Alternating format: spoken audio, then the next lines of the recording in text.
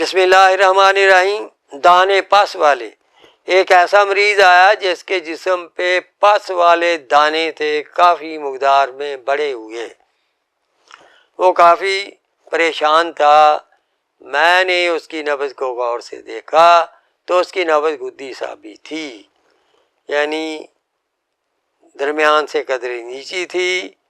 گدی عضلاتی ضیق ہوتی ہے سب سے، اس سے قدرے اس میں کشادگی آ گئی تھی اور درمیان سے قدرے نیچے چلی گئی تھی۔ ایسی نبض کو ہم گدی صابی نبض کہتے ہیں، اور گدی صابی نبض ہی جسم میں بہت زیادہ حرارت کا اظہار کرتی ہے۔ تو ایسے مریض کے ہم نے جو اس کا علاج کیا، حب افسنتین ایک گولی صبح دوپہر شام، اعصابی گدی تریاک ایک گولی صبح دوپہر شام، اکسیر بادیان ایک گولی صبح دوپہر شام۔ اس کی برکت سے اس کے یہ پاس والے دانے ختم ہونا شروع ہو گئے، اور 3 مہینے متواتر استعمال کرنے سے اس کے یہ سارے دانے ختم ہو کر اس کا جسم پاک ہو، اس کا جسم صاف ہو گیا، اور اسے اس تکلیف دہ جو ہے پرابلم سے نجات ملی۔ جو اس نے مجھے کہا تھا، میں اسلام آباد تک بھی اینٹی الرجک کے انجیکشن اور علاج وہاں سے بھی کروا چکا ہوں، اور مختلف اطباء کے پاس بھی گیا ہوں، ہومیوپیتھ ادویہ بھی کھاتا رہا ہوں، لیکن مجھے اس مصیبت سے نجات نہیں مل رہی تھی۔ اب اللہ تعالیٰ کے لطف و کرم سے ان ادویہ سے میری یہ الرجی جو ہے، دانے دار پاس دار دانے جو ہیں، یہ غائب ہو گئے، درست ہو گئے۔ تو اس لیے بھائی یہ اس میں آپ غذائیں بھی اعصابی گدی دیں، اعصابی عضلاتی دیں اور عضلاتی اعصابی دیں، باقی یہ دعائیں استعمال کرائیں۔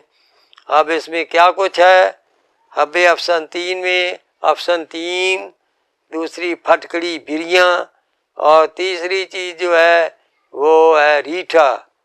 ان تینوں کو اچھی طرح گرائنڈ کر کے، پھٹکڑی بریاں لینی یا بریاں کر لیں، ان کو اچھی طرح ملا کر تھوڑی سی گوند سے نخودی گولیاں بنا لیں، 1 گولی صبح، 1 گولی دوپہر، 1 گولی شام۔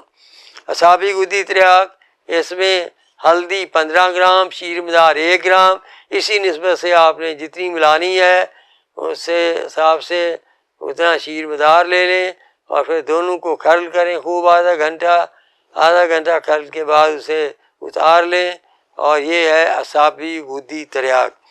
اس کے بعد تیسرا مجرب نسخہ جو میں نے دیا وہ اکسیر بادیان ہے۔ اکسیر بادیان میں سونف، ہلدی ملٹھی، تینوں ہم وزن، تینوں کو علیحدہ گرائنڈ کیا گیا، علیحدہ گرائنڈ کر کے ان کو چھان کر، پھر ان کو چھاننے کے بعد آپس میں ملا لیا گیا، تو اور گوند کیکر ڈال کے نخودی گولیاں بنا لی گئیں، 2 گولی صبح دوپہر شام، 1 گولی صبح دوپہر شام بھی دے سکتے ہیں، جس سے پس والے دانے جو ہیں ان سے نجات مل گئی۔ غذائیں بھی اعصابی گدی اور اعصابی عضلاتی دیں، عضلاتی اعصابی غذائیں بھی کم مقدار میں کھائی جا سکتی ہیں، انشاءاللہ تعالی اس سے آپ شفا پائیں گے۔ اللہ حافظ۔